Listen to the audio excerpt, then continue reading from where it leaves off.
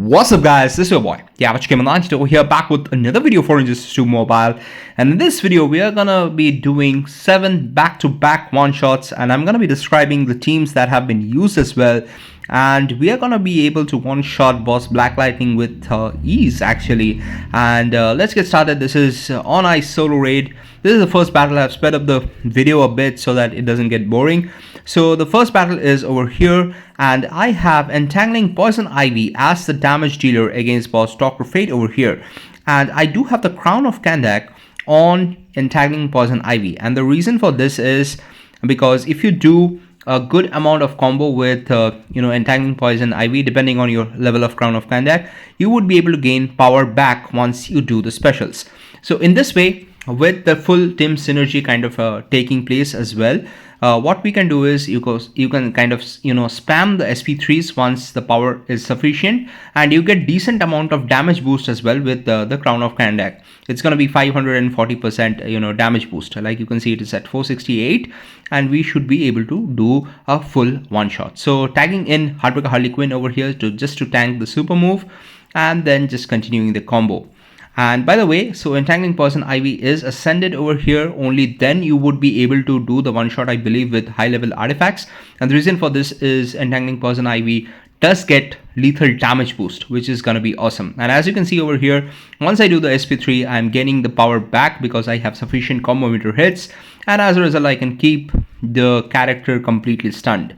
And by the way, guys, I have Last Love the Joker here because it gives 150% damage boost. You could use other alternate characters as well, but this is definitely a team worth using, and it can actually kind of solo one shot without Raven and Zatanna. So that's with the first one. Let's move on to the next one over here. We have Batman Ninja. Batman as the damage dealer because it's an ascended one and it gets critical attack damage boost. And with Robin paired, it would get lethal attack damage boost as well. So why do we have at all, Black Adam coming in over here? And the reason is Black Adam can, trigger the moves pretty fast. So, and also the thing that, Black Adam can actually end up doing is, trigger the, all the effects, all the negative effects from Black Adam, the puppet of Zatanna pretty easily. And what it can also do is can spam the special 3, and it is pretty fast, which will actually help her in building up the negative effects faster, and as a result do high amount of damage. As you can see, it's already kind of capping. The damage is already kind of capping at 59.7 million over there. So it's gonna be pretty easy with Black Adam as a support instead of using other characters. It's better than Batman Ninja Gorilla Grodd in my opinion, because Batman Ninja Gorilla Grodd's SP1 takes a bit of time, and as you can see, with a lot of time left, we were able to one shot pretty easily Boss Bane over here. Let's look at the rewards that we are able to get here as well. And pretty easy one shot, I would say, with this particular particular team. All right, let's look at the rewards. So we get Speed Force Flash, obviously trash rewards over here. Let's move on to the next one, and this is against boss Aquaman. And if it's against boss Aquaman, the best team is to use Black Manta team, and it's preferable to use Black Manta with the Twin Blades because it's gonna be doing additional damage with each of the basic hits, and it's gonna be sufficient in most of the cases to do full damage and do a one shot. And also the thing is, with Black Manta, you kind of get the 300% damage boost against Aquaman, which is gonna be beneficial over here. And you can just use Flash for extra fast attack hits, and you can use Batman Ninja Gorilla Grodd so that you can kind of gain power continuously, and you're able to stun and just win the battle pretty easily. Like you can see over here, the strategy is pretty simple. Just do the basic hits, rake up the damage with Black Manta, and just do special trees over here, and you should be kind of good to go. As you can see, this is a pretty straightforward battle. And interestingly, like the Beta Club doesn't do as much damage as the Twin Blade over here. This is from my experience, but if you want, you can give a try with the Beta Club on Black Manta as well. But I definitely kind of preferred this team because it's sufficient, guys. As you can see, like over more than a 1.5 minutes kind of left, it's able to one shot pretty easily. So that's with the next pip. Let's jump into the next pip here, and this is against one of the difficult bosses, which is Black Lightning. So Black Lightning kind of disables Smite hero's gears, one of the gears. So it's advisable not to use King of Atlantis Aquaman, even though if you have it leveled up and ascended and everything. And also it's better not to use a third support character if you have one of the like artifacts like Puppet of Zatanna or even the thermal gloves at level 10, because that should be sufficient to one shot.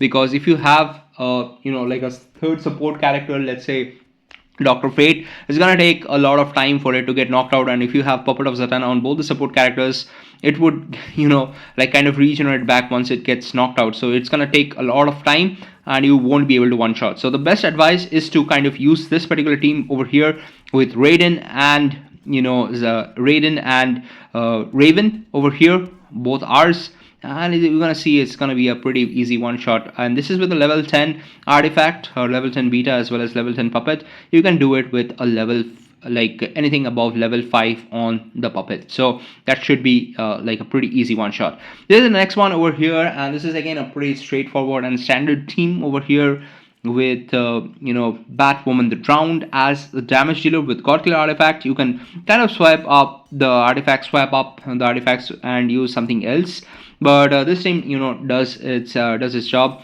Do an SP1 over here so that you can stack up the Maniac Appetite, and that's going to give you additional critical attack damage, which is going to be useful. And as you can see, doing an SP3 over here to reduce the health a bit, and doing some more basic attacks. And it's pretty easy with the God Killer artifact. You can actually end up using different artifacts over here as well, but the gameplay would be a bit more difficult, because you are kind of leveraging the block disabled from the God Killer artifact, and that's going to be beneficial, and it's going to make it easier for you to battle.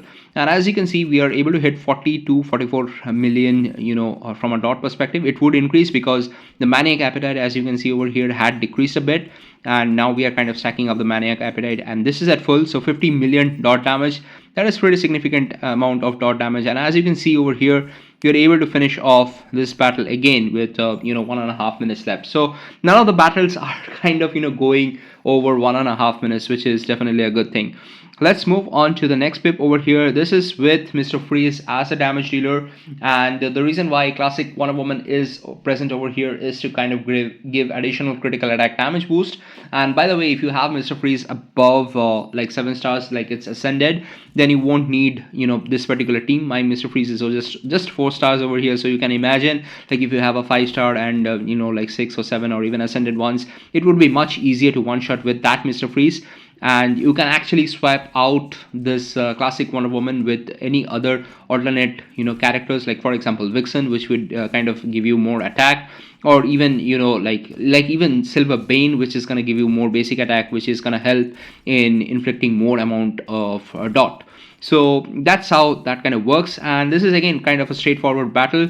I do have the Puppet of Zatanna on Brainiac, and I do have the Beta Club on Mr. Freeze, and a level 10 cryo artifact, that is the the Nora Snow Globe on your basically Classic Wonder Woman.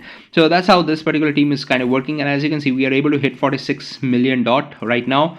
And the strategy is simple. You keep the boss frozen, and you keep on doing SP2 once the boss is frozen. And the reason for this is it's gonna consume lesser number of hits while the boss is frozen, which means you should be able to do more damage. And if you keep on spamming SP1 here, it would actually end up breaking the freeze more often, and as a result it would be difficult for you to one shot. By the way, I went ahead with only one cryo artifact here. You can actually end up going with a couple of cryo artifacts as well, which would give more attack, and that will also be beneficial for doing the one shot. So this is a strategy I kind of prefer because it kind of inflicts burn and it's easier.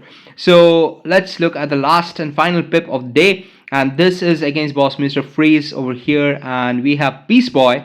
And Beast Boy is gonna be doing the damage, and we have an overpowered team here as well. Usually what I do is I go with Black Adam, the legendary Black Adam, and along with it I kind of go with Black Manta, but I already used Black Manta this time on Aquaman, and as a result, like, I'm going with this particular team. And the reason why I went for an SP1 over here is so that I can kind of inflict the burn, which will prevent me from getting frozen.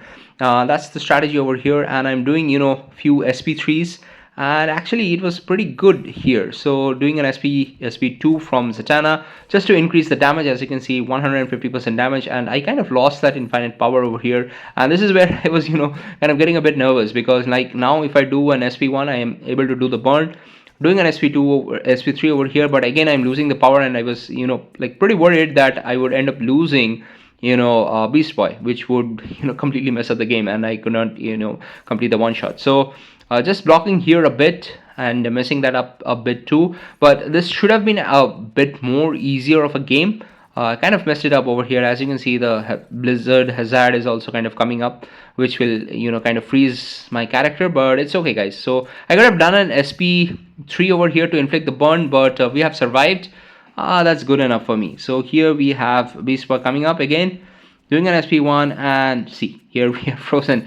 And this is where like I was completely wondering like whether I would be able to one-shot the boss over here, because we are not able to inflict the burn. And by the way, the special abilities of the boss cannot be disabled, which means like he should be able to do constant damage. But finally, actually, we ended up getting a good benefit, and we were able to basically lock the boss with the SP3s from Beast Boy, which makes things very easy, and easy one shot basically at the end of the day. So 7 one shots, 7 easy one shots, even with the Black Lightning being one of the tougher bosses. Pretty easy stuff, guys. And let's finally look at the rewards. And yeah, this is good stuff. On Ice has ended. We're gonna move into the next solo raid, which is gonna be the Black Adam solo raid, which is a tougher solo raid, I believe. So we're gonna see how things pan out there. So anyways, guys, thanks for watching this video. Hit the like button, hit the subscribe button if you haven't done already. This is your boy, the Average Gamer 98 over here, signing off. You guys take care, and I'm gonna see you in the next one. And by the way, Merry Christmas, guys. Merry Christmas. And I did get a legendary reward. Thank you. Thanks for watching. Bye bye. Take care.